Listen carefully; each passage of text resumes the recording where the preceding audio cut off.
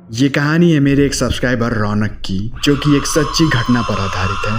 अगर तुम भी अपनी कोई हॉरर या फिर क्रीपी स्टोरी को शेयर करना चाहते हो तो इस जीमेल आईडी पर कर सकते हो। रौनक और उसका पूरा परिवार दिल्ली के एक अपार्टमेंट में रहता था, मगर उन्हें गांव गए हुए 4 से 5 साल हो चुके थे और गांव वाला घर खाली का खाली पड़ा हुआ था। न तो उसमें कोई जाता था और न ही उसमें से कोई आता था, मगर घर के बगल में रहने वाली चाची हर शाम उसमें दिए जलाने ज़रूर जाती थी। रौनक का पूरा बचपन उसी घर में बीता था। जब उसकी चाची को पता चला कि रौनक और उसका पूरा परिवार गांव आने वाला है तो उन्होंने कुछ ही दिनों में घर की पूरी साफ सफाई करवा दी। रौनक और उसका पूरा परिवार गांव आकर बहुत ही खुश था। रौनक के परिवार में कुल 4 लोग थे, एक रौनक, उसकी बहन और मम्मी पापा। उनका घर बहुत बड़ा था जिसमें 12 कमरे थे, जिसकी वजह से ज़्यादातर कमरों में ताले लगे हुए थे। कुछ दिनों तक तो सब कुछ अच्छा चल रहा था, मगर एक दिन रौनक के पापा सीढ़ियों से गिर जाते हैं और उनके हाथ में बहुत ज़्यादा चोटें लग जाती हैं। हॉस्पिटल ले जाने पर पता चला कि उनका हाथ अब टूट चुका है। मानसून का सीजन आ चुका था और धीमे धीमे बारिश आ रही थी। सबको लगा कि ये एक्सीडेंट पैर फिसलने की वजह से हुआ, मगर रौनक के पापा तो कुछ और ही बता रहे थे। जब वो छत पर गए सुबह सुबह तो उन्हें रौनक की आवाज़ सुनाई थी, जो कि उन्हें ही बुला रहा था।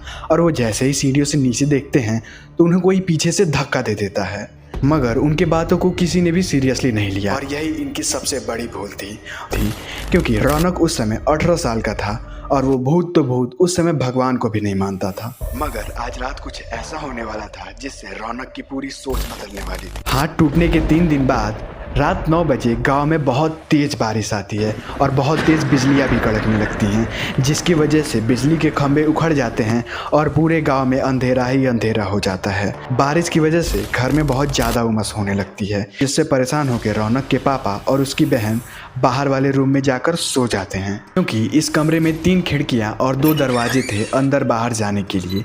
ये कमरा रौनक की दादी का था, जो कि अब इस दुनिया में नहीं थी। उस दिन रौनक के घर वाले बहुत जल्दी सोने चले जाते हैं क्योंकि बिजली गुल थी और कुछ करने को नहीं था। अगर रौनक अपने आदत से मजबूर, उसे कहाँ इतनी जल्दी नींद आने वाली थी। वो बरामदे में जाता है, कुर्सी लगाता है और फिल्म देखने लगता है। 12 बजे के आसपास रौनक को भी थका थका सा महसूस होने लगता है। वो पानी पीता है और अपने मम्मी वाले कमरे में जाकर सो जाता है। अभी रौनक को ठीक से नींद लगी ही नहीं होती है, तब तक वो देखता है कि उसके पापा भी उसी के कमरे में आकर सो जाते हैं, मगर अब रौनक की बहन अकेले दादी वाले कमरे में सोई हुई थी। अचानक रात 2 बजे रौनक अपनी बहन की चिल्लाने की आवाज़ें सुनता है। वो तुरंत फ्लैशलाइट जलाता है और भागे भागे अपने दादी वाले रूम की तरफ जाने लगता है। वहाँ जाके उसने देखा उसकी बहन के बालों को कोई पूरी दम लगाकर खींच रहा है, मगर कोई दिखाई नहीं दे रहा है और उसकी बहन उसे छुड़ाने की कोशिश कर रही है, मगर वो छूट नहीं रहा है। अचानक उसकी बहन बाल छुड़ाकर रूम से बाहर भाग जाती है और इतने में ही कोई रौनक का पैर पकड़कर इतनी ज़ोर से दीवार पर मारता है कि उसका सर फट जाता है। ये सारी चीज़ें इतनी जल्दी जल्दी हो रही थी कि रौनक को कुछ समझ ही नहीं आ रहा था। इतना शोर शराबा सुनकर पड़ोसी भी घर में आ गए मदद के लिए, मगर किसी को कुछ भी समझ में नहीं आ रहा था कि यहाँ पर चल क्या रहा है।